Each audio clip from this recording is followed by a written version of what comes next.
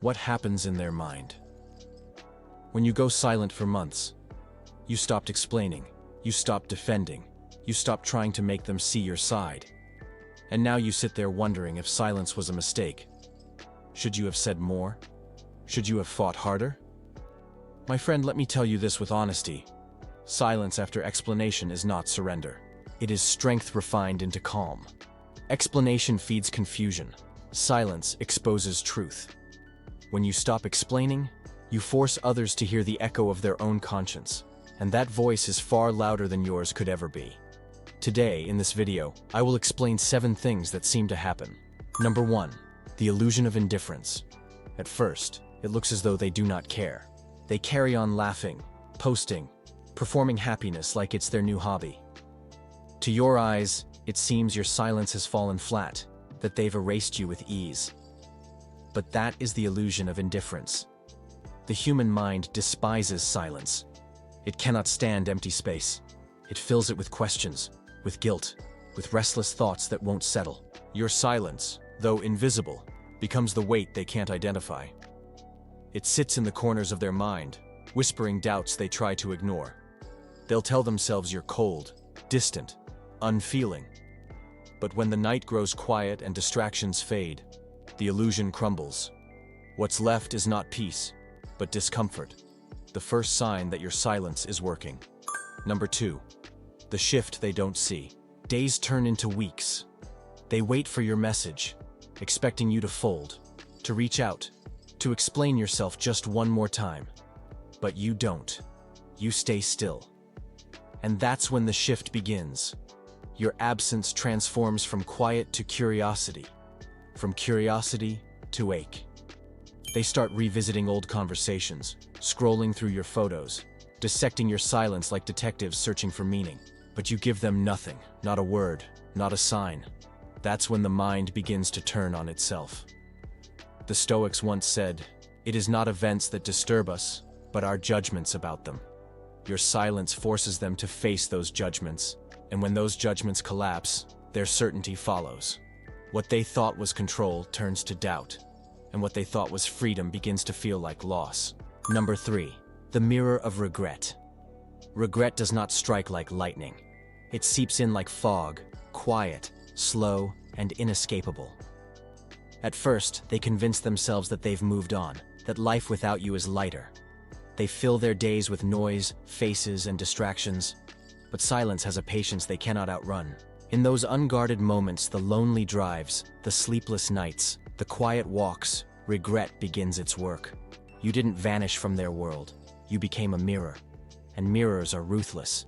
They show people what they've lost, not through your presence, but through the absence that won't go away.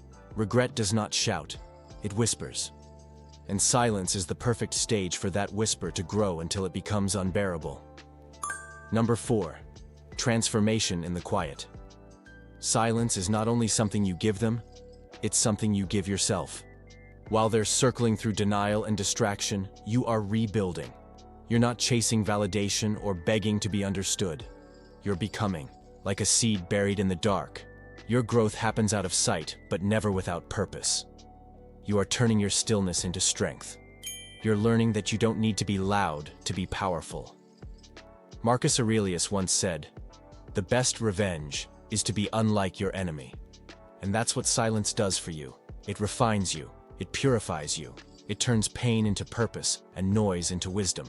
Number 5. When the realization hits, it never happens all at once.